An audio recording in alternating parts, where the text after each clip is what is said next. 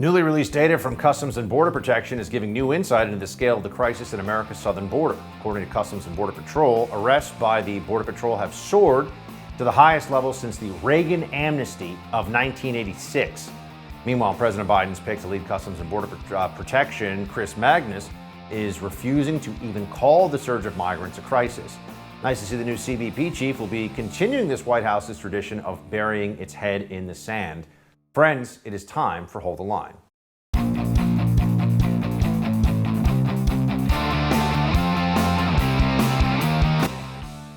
Welcome to Hold the Line. I'm Buck Sexton. As predicted, as expected, as we said would happen, you have the worst situation at the U.S.-Mexico border for illegal crossings really ever. You add it all together. We're not even through this year. This from the Washington Post. U.S. authorities detained more than 1.7 million migrants along the Mexico border during the 2021 fiscal year that ended in September. Arrests by Border Patrol soared to the highest levels ever recorded, according to unpublished U.S. Customs and Border Protection data obtained by the Washington Post. So the numbers are mind-blowing. Illegal crossings began rising last year, but skyrocketed in the months after President Biden took office. CBP arrests increased this past spring. Biden described this rise as consistent with historic seasonal norms. But the busiest months came during the sweltering heat of July and August, when more than 200,000 migrants were taken into custody. So what they've been telling you for the last year, what the Democrats, what the Biden administration has been trying to sell you on here, was a lie. This was not just the usual. This was not just the seasonal effect of migrants who were going to be dropping down in numbers over the summer. No, there's something quite different happening here. There is a reality at work of people who want to come into the United States illegally because they know they can game the system, they know they can gain entry, and they will most likely be able to stay forever. And if the Democrat Party has their way, as we saw with their recent efforts to include amnesty in the budget reconciliation bill, which was not allowed by the Senate parliamentarian, but nonetheless, if they could, they would legalize and give the vote to every single illegal in the country and who has entered the country over the last year. This is what they see as their way to a one-party state. The Democrats understand that by changing the demographics of America, they will also be changing the likelihood of the Republican Party being able to win an election in the near term. So this has serious implications in over the course of this nation's politics of the next decade or so. Let's just assume that. But also, in the near term, what does this mean for rule of law, for sovereignty, for hospitals, for schools? We have over 1.7 million who have entered the country illegally in the last year. Is this a crisis? It certainly seems like one. If this isn't what is, you'd want to ask. Meanwhile, the Biden administration, though, is continuing to play politics with language and try to hide from this reality. Here is Biden's CBP nominee refusing to say that this is a crisis. Mr. Magnus, I'd like to start off with a yes or no question. Do you believe we have a crisis at the southern border? Yes or no? Senator, I'm not sure, does it really matter whether we call it a major challenge, a crisis, a big problem? Senator, I would say that my highest priority is going to... I didn't ask your priority. I asked to characterize the situation on the border. Is there a crisis at the border? You've been nominated to serve as commissioner to the Customs and Border Patrol. What I'm certainly trying to convey is how serious I take what's happening at the border and the amount of work that I want to put into addressing it. Noted. So don't use the word crisis because it doesn't matter what words you use. Well, then why not just admit that it's a crisis? You can't have it both ways. This is what you're going to see, though. The Biden administration is not going to stop this massive influx of illegal immigration. They like it. They don't want to be open and honest with the American people about that, but they view this as politically beneficial for Democrats, and therefore they wish it to continue on as is. And just to give you a sense of how disconnected from reality Democrats are willing to be on this issue, remember when there were all those fights about the wall under the Trump administration? Trump came into office with people chanting at his rallies, "Build the wall." And then you had the Democrat media apparatus, the Democrat Party, Pelosi, Schumer, you name it, pretending that walls don't work, that walls are dumb, they won't do anything at the border. This was idiocy. Anybody who knows anything about how Border Patrol does their jobs will tell you that walls are very effective when constructed properly, put in the right places, and manned and staffed appropriately as well. But guess what? Now even Biden's nominee for CBP chief will say, yeah, it turns out there are some places where building a wall makes sense. So do you believe we should continue and to finish building the wall that was started? Senator, I've also, I appreciate the question. I've also had the opportunity to speak to a number of Border Patrol agents and folks on the ground about this. And the agents that I've spoken to, yes, as you say, there are some areas of the border that they think additional barrier or wall could be useful. Yes, it would be useful, wouldn't it? So that's another thing, another point where you see that the Democrats are just not honest about what is going on at the border. They will not tell you the truth about it. They have no interest in the American people knowing what's really going on. What about using tools at our disposal right now, the federal government's disposal, to prevent the continued influx of illegals? Because, we do have a pandemic that's still going on. We have all these rules and regulations and vaccine mandates and social distancing and masking, all that stuff. So how about preventing the importation of more COVID positive cases through illegal immigration at our southern border? Turns out the Biden CBP nominee here says that, yeah, you should actually tell people who may be a COVID risk that they can't come into the country. Watch. As a paramedic for 10 years, public health has always been one of my top concerns. And because of that, I think it's absolutely imperative that we do everything possible to stop the spread of COVID. And Title 42 is a CDC authority, and it helps, I think it helps with this. CBP certainly has a responsibility with implementing this policy. So this guy's at least saying some of the, not even right things, some of the rational things you'd expect here. Oh, do Democrats agree though? No, of course not. No more using Title 42 or deporting any of the illegal Haitian immigrants. She specifically mentions Haitian immigrants here that have come into the country in recent weeks. Here's Representative Sheila Jackson Lee. We should end Title 42, and we have to rescue those Haitian, wonderful missionaries that are there. I want to be engaged or will be engaged. We've got to do it safely, and we must not deport any more Haitians in a crisis-focused nation that Haiti is right now. Right, except the Haitian migrants coming to the country aren't coming from Haiti. They're coming from Chile, from Brazil, from countries in South America. Predominantly, that's what's actually happening. But it doesn't matter to Democrats. They want this to continue. And if you ask any questions, they will either call you a racist or they'll just basically mock and sneer at you like Jen Psaki does here. Why is the administration flying thousands of migrants from the border to Florida and New York in the middle of the night? Well, I'm not sure that it's in the middle of the night, but let me tell you what's happening here. It is our 4:29 a.m. Well, very early in the morning. Here we are talking about early flights, earlier than you might like to take a flight. Right, early flights, sure. We'll have more on the continuing crisis at the border with Center for Immigration Studies' Tom BENSMAN after the break. I want to tell you about My Digital Money for a moment.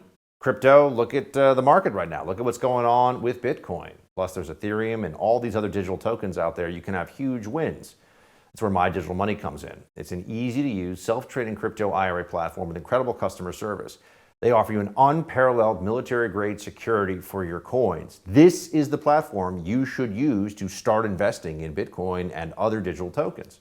Crypto market is heating up. This could be a great time to get into this exciting technology-based investment. When it comes to your money, you deserve a team of dedicated professionals who have your back, speak to you honestly, and treat you like a human, not a number. Check them out at mydigitalmoney.com. That's mydigitalmoney.com, and we'll be back with more Hold the Line.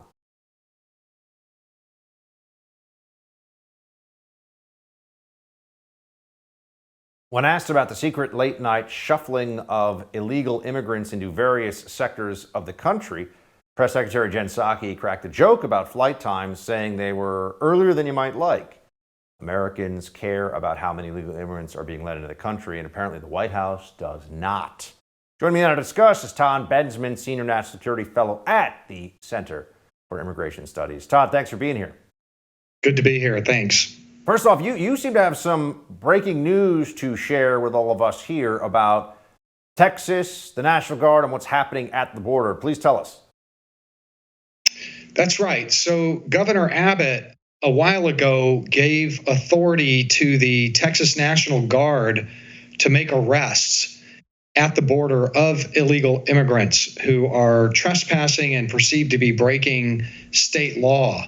And now the first of them are trained 40 hours of use of deadly force and Fourth Amendment training by Texas DPS officers, and they are now deploying at the border on private ranch lands, making arrests of illegal immigrants who trespass. This would represent the first time in American history that National Guard were used in this manner at the border for illegal immigrants. Now, tell us just what's going on with the situation day in and day out. We've seen the report that 1.7 million migrants have entered the United States illegally in this fiscal year alone. What do you make of that number, and how is this situation continuing on as is? Right. This is the September numbers are out. They would have to have been more than 170,000 apprehensions for the month of September. It turned out that they were north of 190,000, which means that we are now in the highest number of apprehensions of illegal aliens at the border in American history. The numbers are just astounding. Never before have we seen anything really close to this, except in the year 2000, where we had 1.6 million. Now we're at 1.7 plus million. And that is an incredible drain on the border control management systems and the Border Patrol. They're swamped, they're exhausted, and it's essentially a borderless country at this point. I mean, there's very little frontline defense anymore as people just pour into the country by the hundreds of thousands. Chris Magnus, the CBP nominee for the Biden administration, clearly believes the border is not a national security vulnerability, which is a serious concern for the rest of the country. He says the crisis is a significant challenge. What do you make, based on his past, of Magnus as the possible head of Customs and Border Patrol and just his seemingly nonchalant attitude? I don't know how we'd best describe it, but it doesn't seem too troubled by what's happening. I mean, I guess he's probably trying to downplay this. But look, in the past, when we've had large mass migrations like this, most of them have been from Mexico. And you can very easily just push those people back, expel them right into Mexico. But in this mass migration crisis, 30% are from other than Mexico and other than Central America. They're coming from the Middle East, Yemen, Afghanistan, Syria, Iraq, 140 different countries in percentages that we have never seen before. Haitians are just one of the groups that we now know more about, but there are a great many thousands who are coming from countries of terrorism concern at a time when the border is completely crashed. All systems are off the rails. Terrible time to be having a very significant population of immigrants crossing the border from 140 different countries, including those terrorism countries I talked about. It's being reported there's another caravan or multiple caravans that are still making their way to the U.S.-Mexico border with thousands, perhaps tens of thousands of people in them. Can you tell us what we should expect? Do we know where they're from? Do we know when they will probably get to the U.S. border? What are we seeing? What do we know? Right. That is the population and the categories of immigrants that I just mentioned from all around the world. These people are coming through what's called the Darien Gap between Colombia and Panama, from South America, where they enter from all parts of the world, China, you name it. They're coming, answering the clarion call from the Biden administration. The border is wide open, so they are flooding through. This is just the beginning. It is not going to stop. We are going to have tens of thousands. Look, even the New York Times put on their front page a story about the Darien Gap just 2 weeks ago. That never has happened before. Typically, we have about 7,000 or 8,000 a year coming from around the world through that gap. They're saying that it's 95,000 just in the first 9 months of this year. So it's really astounding, the number of people coming from all around the world to our border. And that is a national security threat. I hope that the CBP nominee finally understands that. Do we know, just to put in perspective for everybody, what we're really facing here? Do we have a sense of what percentage of that caravan of migrants, it was mostly, I believe, Haitian and Cuban from South America, that made it to Texas last month? What percentage of them were actually let into the country?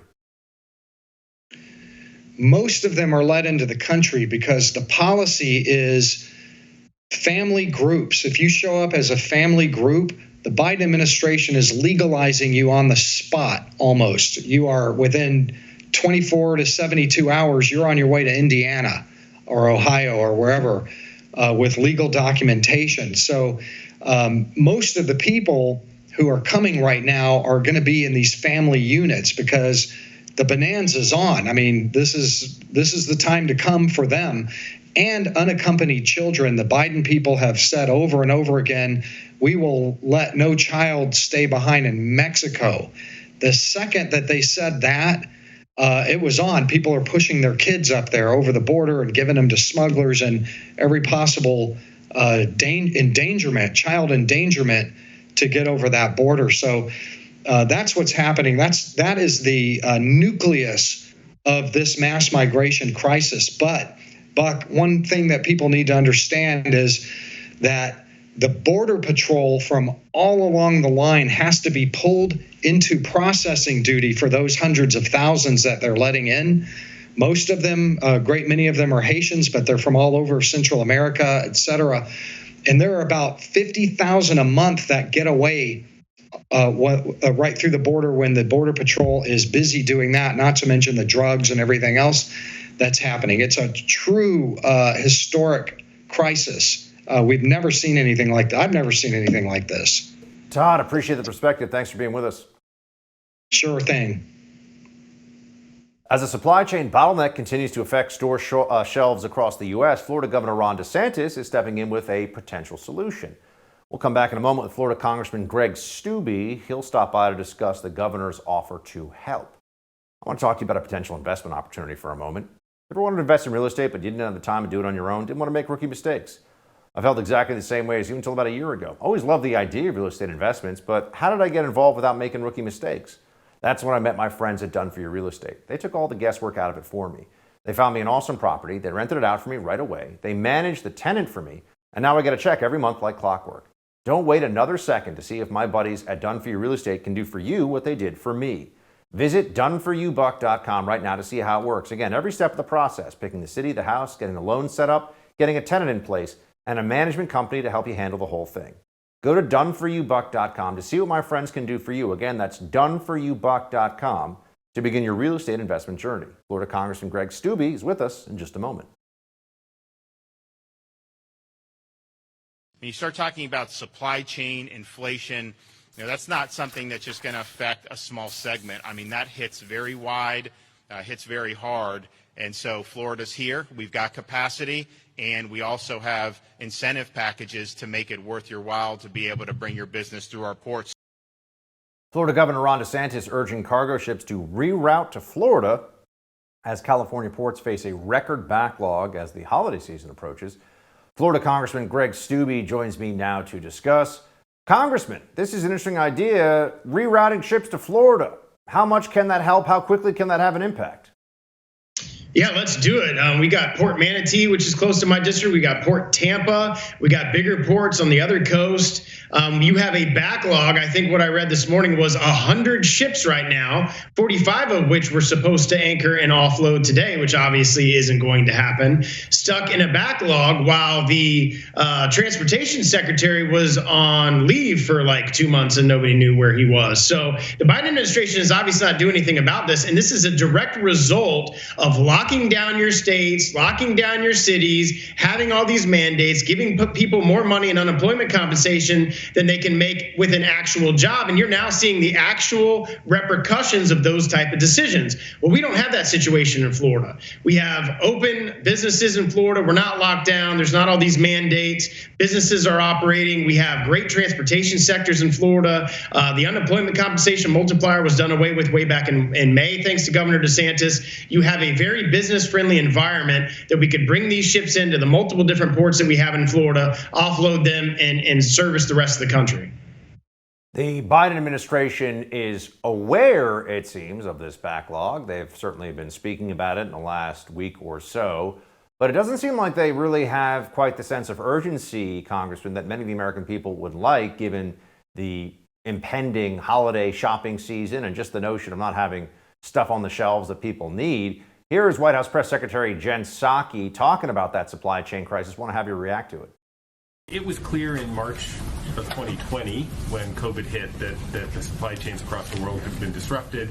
Even as the sort of work to fight back against COVID proceeded, it was crystal clear that things were not improving on supply chain. People couldn't get dishwashers and furniture and treadmills delivered on time, not to mention all sorts of other things. So why is it... The tragedy of the treadmill that's delayed. Right. The tragedy of the treadmill that's delayed, she says, Congressman.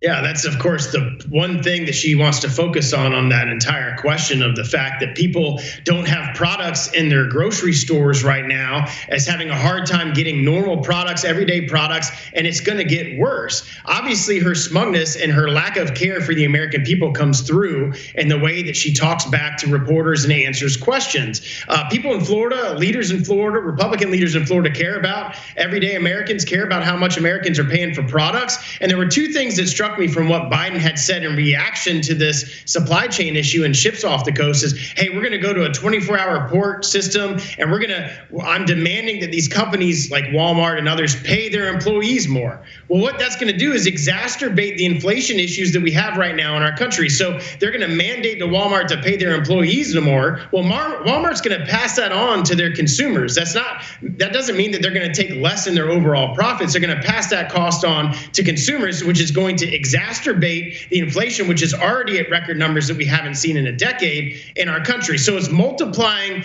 poor decisions that are coming out of this White House that we as Americans are feeling the effect of today. I think because we're feeling so many of those effects, Congressman, there is a movement underway by some of the defenders of the Biden White House to just tell people to lower expectations. This was a Washington Post op-ed that got a lot of attention in the last 48 hours or so. Time for some new, more realistic expectations. American consumers, pampered and catered to for decades, are not accustomed to inconvenience. All I can do is hope for the best, like everybody else, and keep those expectations reasonable. Eventually, the supply chain will get straightened out. American consumers might have been spoiled, but generations of them have also dealt with shortages of some kind. Now it's our turn to make adjustments. Is that really what we're supposed to do now? Is just accept that we should have more frustration, higher inflation, less products, and supply chain snarls because this White House can't seem to shoot straight?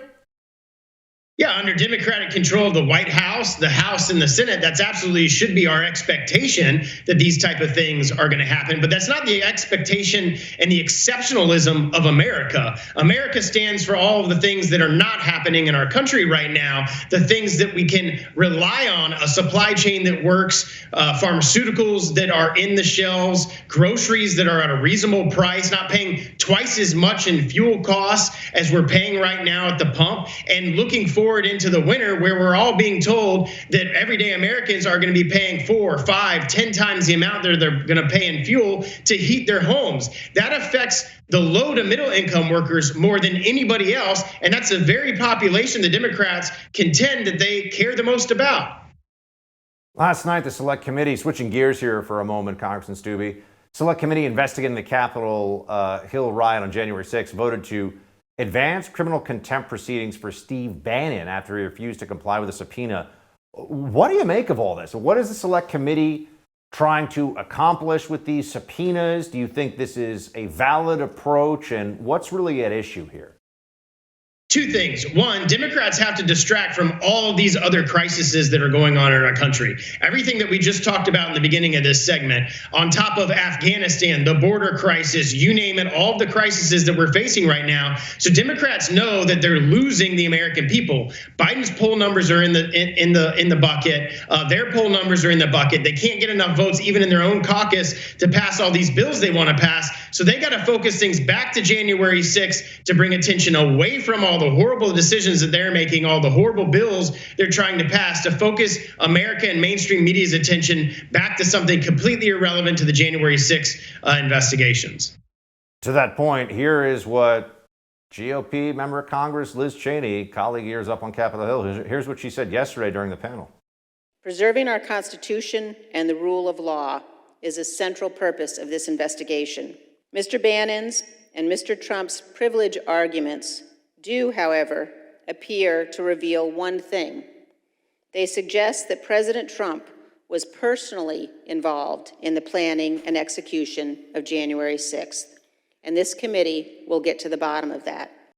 Personally involved, the former president, she says. I know you've explained to us that they want to distract, but isn't there a recklessness that some of these allegations have that might require repudiation or response? They should, but all of these politicians up here in Washington hide behind the speech and debate clause. That's what Adam Schiff and all these other Democrats and even Liz Cheney, they hide behind the speech and debate clause because they know there's no repercussions for making accusations like that. Look at the Russia collusion hoax that affected this country for 3 years. All completely 100% made up, but every single person in the Democratic Party used that constantly. We have proof, it's in plain sight, that the Trump campaign colluded and conspired with Russia. That drove the entire media market for 3 years during Trump's presidency. So it's all about deflecting. You want to talk about rule of law? This would be my retort back to Congressman Cheney. You want to talk about the rule of law? Let's talk about the rule of law that is being broken every single day intentionally by this administration on the southern border, that is intentionally violating federal law and allowing hundreds of thousands of illegal immigrants to enter our country, and then aiding and abetting that felonious activity and transporting them all across the country. Congressman Stubbe, a lot of clarity, a lot of insight. We appreciate it, sir. Thanks for being with us. Thank you. Mayor Bill de Blasio announced today that New York City will require all city workers, including police, firefighters, and sanitation workers, to be vaccinated by the end of the month or they'll lose their paychecks. Coming up, Morgan Zegers of the First TV stops by to give her perspective on the latest vaccine mandate impositions in major cities. I want to talk to you one more time about my friends at My Digital Money. Crypto is heating up. Look at the price of Bitcoin right now, right? There's also Ethereum, so many digital tokens out there. If you want to get in on investing in crypto, where do you get started? That's where My Digital Money comes in. This is a straightforward, easy-to-use, self-trading crypto IRA platform, and the customer service is incredible. Look, the crypto market is heating up again. This could be a great time to get into this exciting technology-based investment. When it comes to your money, you deserve a team of dedicated professionals who have your back, speak to you honestly, and treat you like a human, not a number. Check them out at mydigitalmoney.com. That's mydigitalmoney.com. We'll be right back.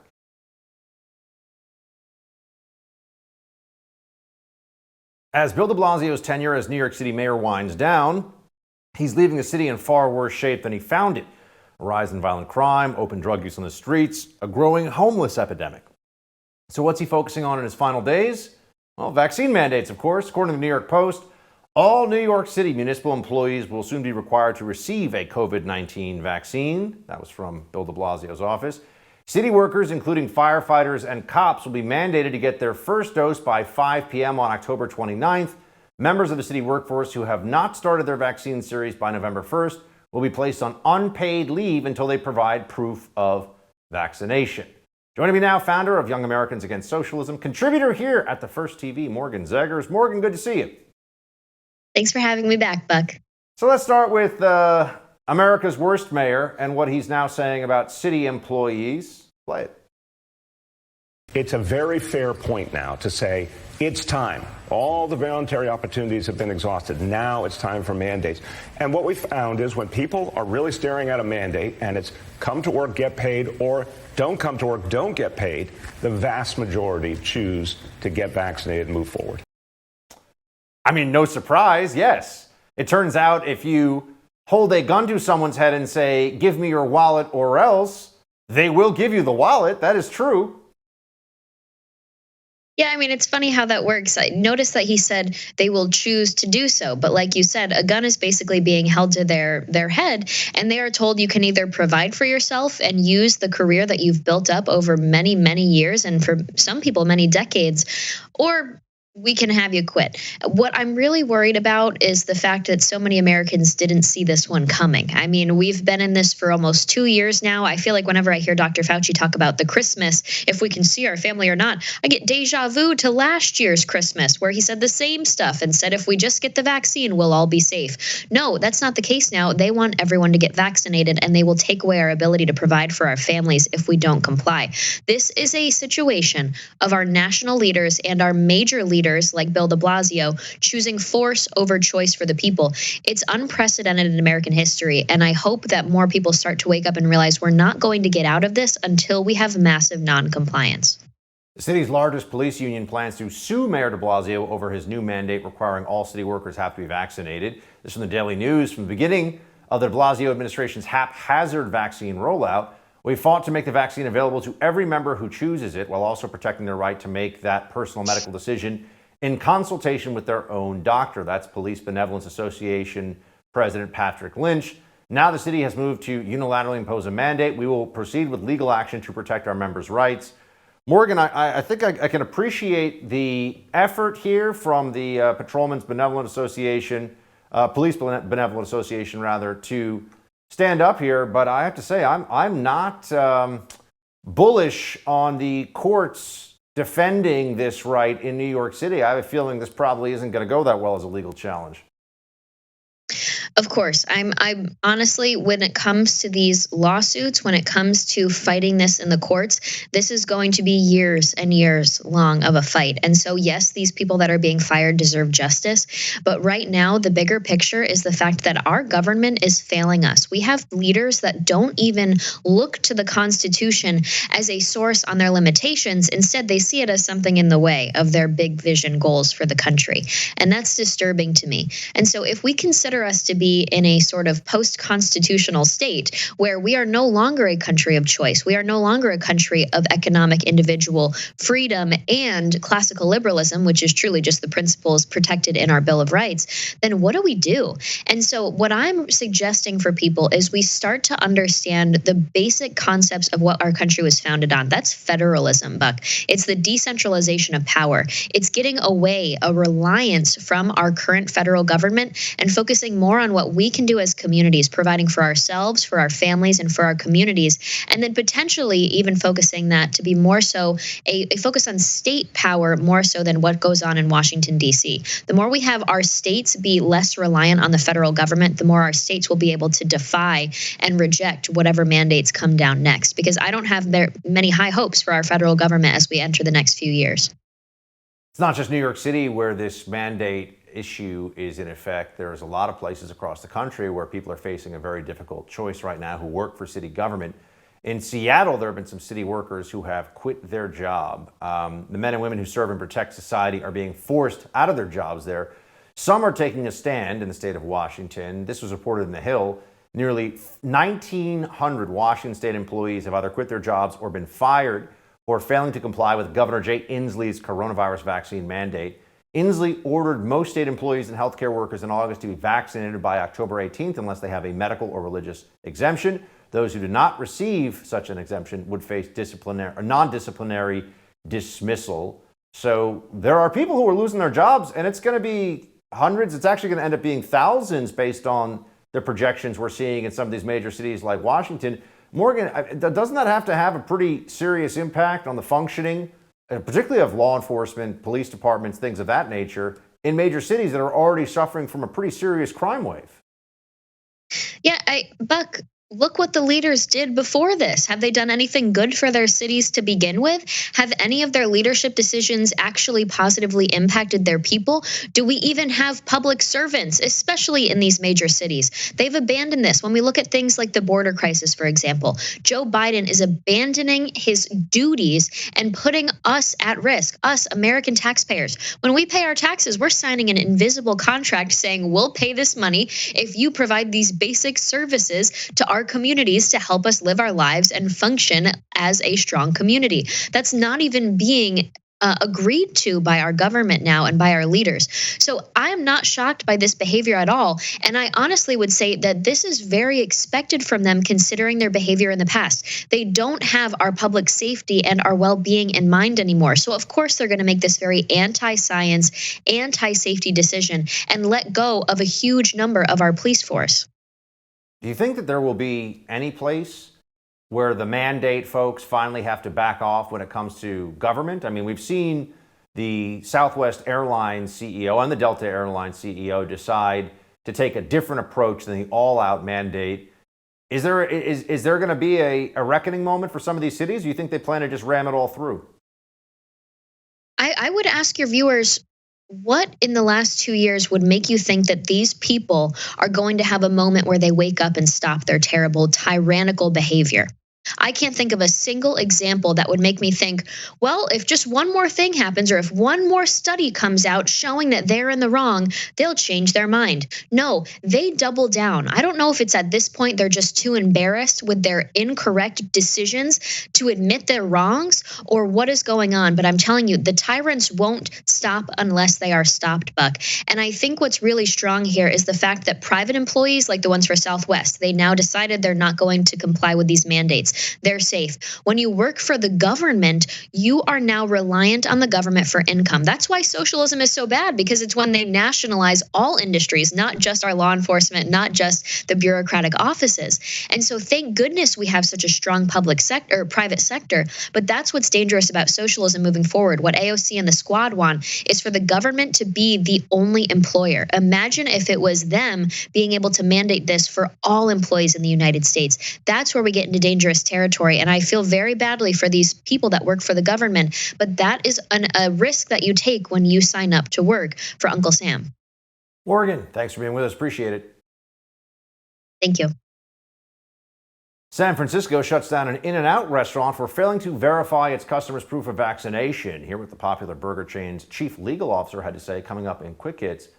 I want to talk to you about protecting yourself from online criminals for a moment, though. Do you know the Social Security Administration's computer servers are 45 years old? Or the computer servers at Health and Human Services? They're 50. Maybe that's how cyber criminals hack the U.S. Census Bureau's computers where everything about you is stored. The threat of some cyber thief stealing your credit card isn't your biggest risk.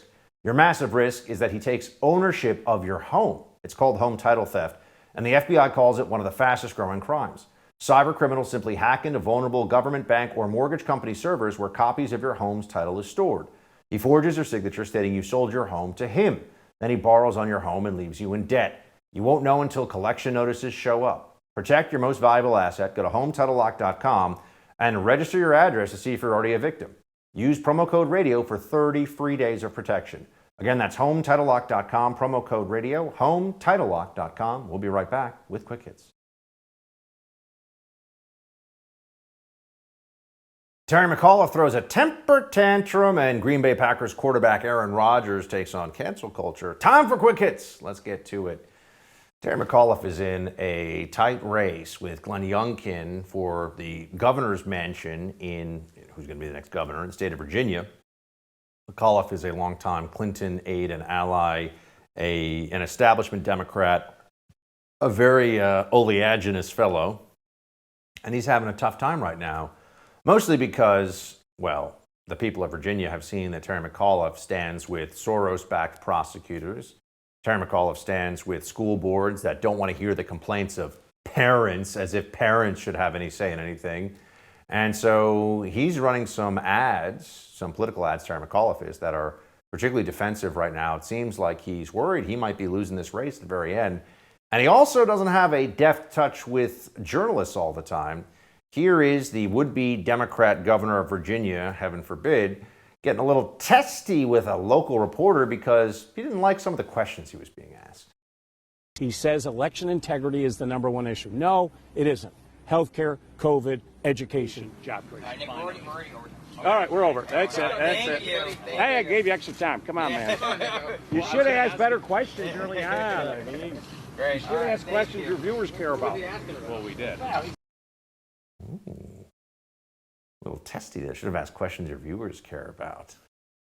Well, I'm going to have to go check out. I'm going to have to track down that interview, see what's actually said. In-N-Out Burger, in my opinion, is the second, that's right, you heard me, control room, second best fast food burger chain in the country. I think I got to give the number one to Shake Shack. That's just me. In-N-Out's pretty good. But they have a statement on a closure in San Francisco. Our store properly and clearly posted signage to communicate local vaccination requirements. We refuse to become the vaccination police for any government. You see, they're being accused of not enforcing the vaccine mandate strongly enough. And so they had to shut down because they weren't checking the vax papers. Papers, please, has become the norm in these Democrat dystopias all across the country. That's what's going on here. Oh, yes. Shake Shack. In-N-Out, not Shake Shack.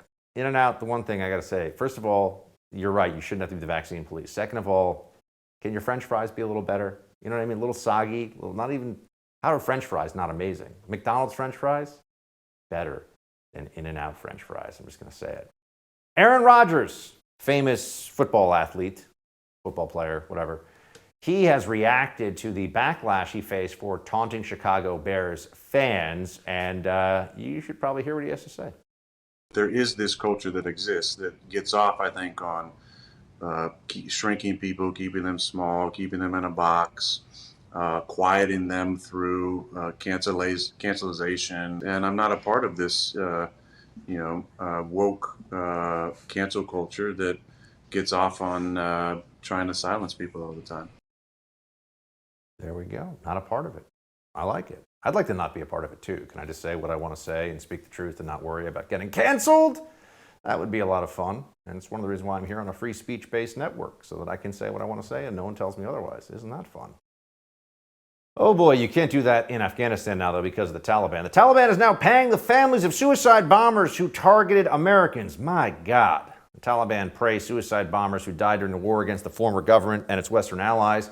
The acting Interior Ministry, who has a $10 million bounty on his head, praised the jihad and sacrifices of the martyrs, called them heroes of Islam and the country. Families of suicide bombers were giving clothing, 10,000 Afghani dollars, and promised plots of land. So giving money to the families of suicide bombers in Afghanistan now. But they want you to believe that the new Taliban is somehow not as awful and scary as the old Taliban. I think that that's not true, quite manifestly, quite obviously. That's it for the Hold the Line show tonight. No Spin News with Bill O'Reilly's up next. Shields high.